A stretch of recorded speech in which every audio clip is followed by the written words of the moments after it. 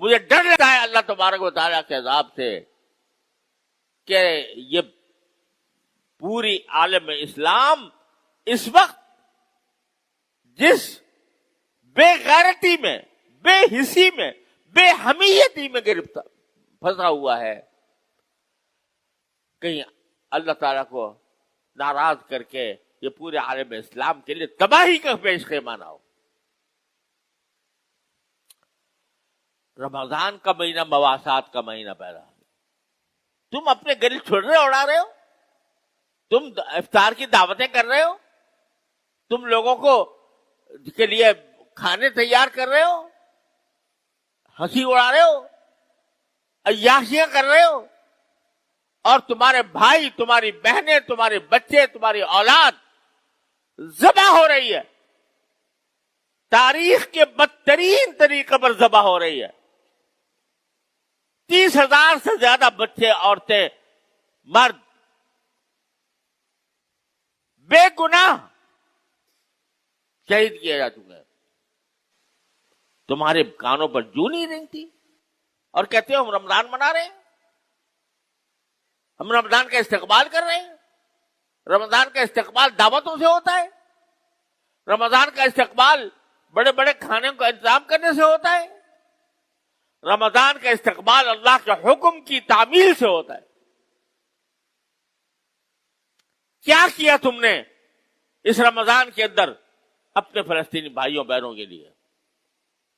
کسی نے، ہر شخص اپنے منہ میں ڈال، اپنے گریبان میں منہ ڈال کر سوچے کیا کیا اس نے؟ ان کی مدد کے لیے کوئی ایک پیسہ تم نے خرچ کیا؟ ان کے لیے رات کو اٹھ کر اپنے بارگاہ الہی میں کوئی دعا کی؟ یہ تو کم از کم تمہارے اختیار میں تھا۔ اے عام مسلمان، تیرے ہاتھ میں حکومت نہیں تھی، تیرے ہاتھ میں فوج نہیں تھی، تیرے ہاتھ میں طاقت نہیں تھی، لیکن تو اللہ سے تو مانگ سکتا تھا۔ تو اپنے جتنے کے تیری جیب میں پیسے تھے وہ کم از کم لا کر وہ کسی طرح بھجوانے کی کوشش کر سکتا تھا، جبکہ راستے کھلے ہوئے ہیں۔ تو نے تو یہ نہیں کیا۔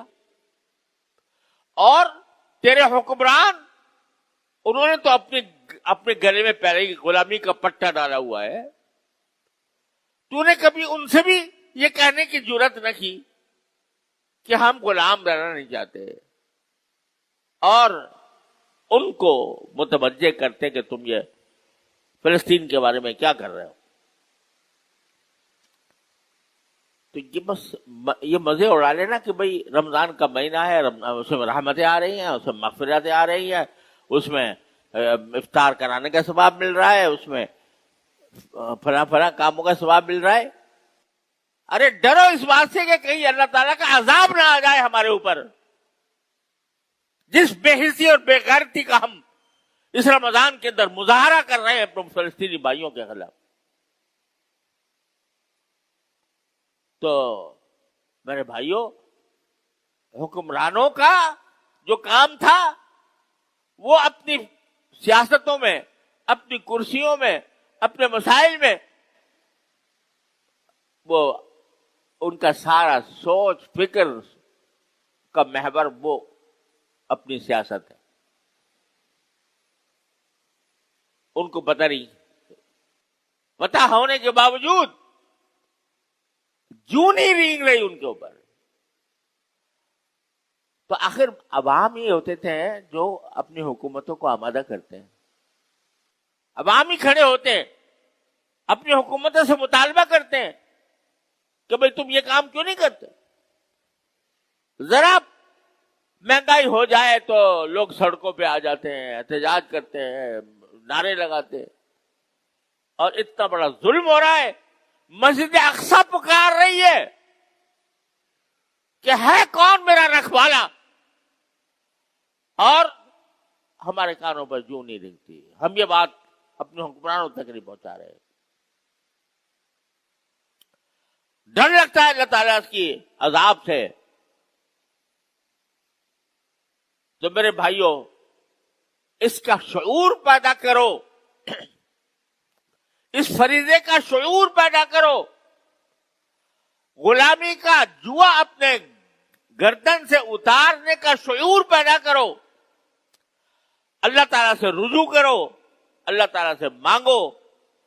جو شخص جتنی طاقت رکھتا ہے ان کو مدد پہنچانے کی وہ مدد پہنچائے. جو شخص جتنی طاقت رکھتا ہے حکمرانوں کو متوجہ کرنے کی وہ اپنی طاقت کو استعمال کرے. ورنہ آخرت کے اندر یاد رکھو جب یہ 30,000 شہیدوں کا خون کا حساب لیا جائے گا تو حساب دینے والوں میں ہم بھی شامل ہوں گے. تم نے ان کے لیے کیا کیا تھا؟